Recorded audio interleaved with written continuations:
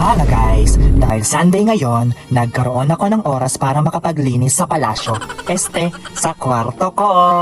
Ganito kakalat yung kwarto ko mga guys, kaya hindi na nga ako nakatiis. Literal mapasabi ka na lang talaga ng kwarto pa ba to o tambakan ng mga basura. Nilinis ko na nga yung kwarto ko mga guys, dahil hindi na talaga ako nakatiis.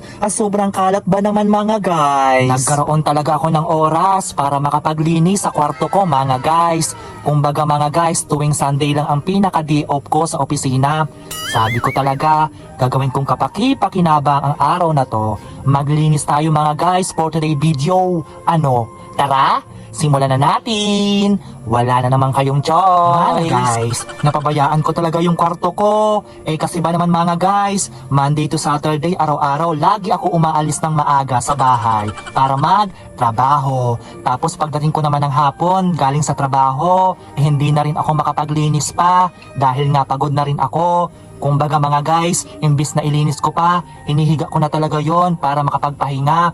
Tapos, nag-edit pa ako ng mga video ko para kinabukasan may ma-upload akong vlog. Nakakapagod man, pero dahil ginusto ko to, wala na naman akong choice. Mga guys, sinimulan ko na nga ang paglilinis dyan. At ang una kong niligpit dyan yung mga damit na nakapatong sa upuan. Sa sobrang kaburaraan ko kasi mga guys, pagkakahubad ko kasi ng mga pinagsuotan ko, sinasalta ko na lang dyan sa upuan. Sabi ko talaga, hindi talaga ako pwedeng pumasok sa bahay ni Big Brother at mababash tayo, naburara. Pag makalat sa kwarto, ayan, bash ka talaga dyan. Tapos manonominate ka dahil sa katamaran mo. Kuya, binibigyan ko po ng 2 points si Alvin kasi po makalat sa bahay. I'm sorry, Alvin. You have just been evicted from the Big Brother house. Pwede ka na magpaalam. Aray ko! Uy, wag feeling. Akala mo naman talaga housemate ka. OA mo dyan. Mana guys, niligpit ko na rin dyan yung medyas, yung pants, yung mga damit ko, pati mga underwear. Napakalat mo talaga Alvin. Pati yung parcel at yung ring light ko. Nahimamatayin na. Kunting hangin na lang talaga, tutumba na yan. Sa daming mamanahin sa akin ng ring light na yan, yung pagiging payatot ko pa talaga.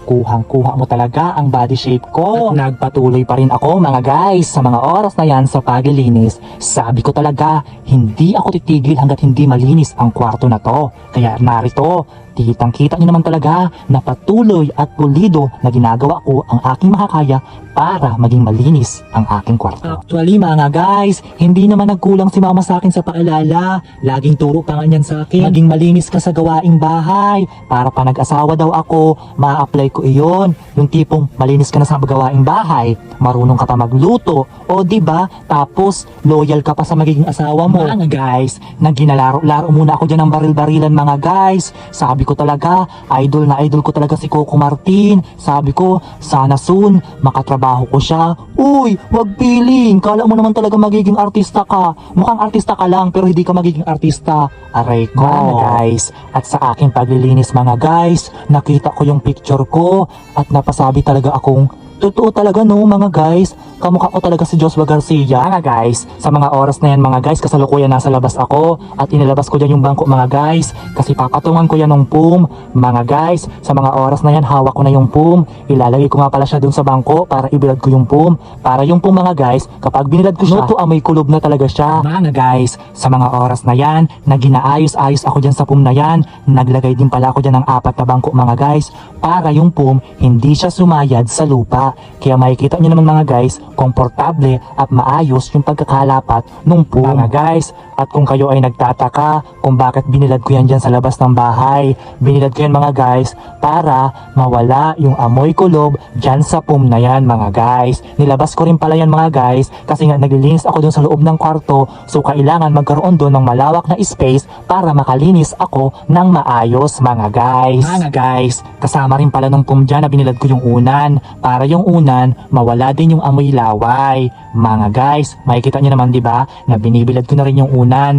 Ipinatong ko nga pala yan dyan sa PUM para magkasama sila. Mga guys, pagkatapos kong ilabas yung PUM at unan ko mga guys, agad-agad na rin akong pumasok sa kwarto ko mga guys para magpatuloy sa paglilinis. Bali ang ginagawa ko dyan mga guys, meron akong hawak na walis tingting na kasing payat ko rin. Meron ding tambo dyan mga guys. Yung walis na yan mga guys, ginagamit ko na ginahampas-hampas talaga ako dyan mga guys para mawala lahat ng dumi. nagpatuloy pa rin ako dyan mga guys sa paglilinis. At habang naglilinis ako dyan mga guys, panoorin nyo lang itong video na to kasi mag-wash out lang ako ng mga solid viewers natin mga guys. At kasalukuyan na nga ako mag-wash out for today video. Wash out kay Imelda Lim. At ito ang sabi niya, pa-wash out idol, love you from Ate Imelda.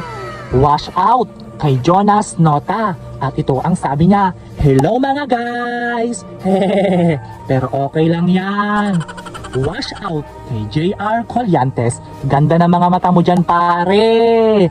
Wash out kay Maxi De Los Santos. At ito ang sabi niya, sana tumagal na at wala nang mawala sa pinaghirapan mo.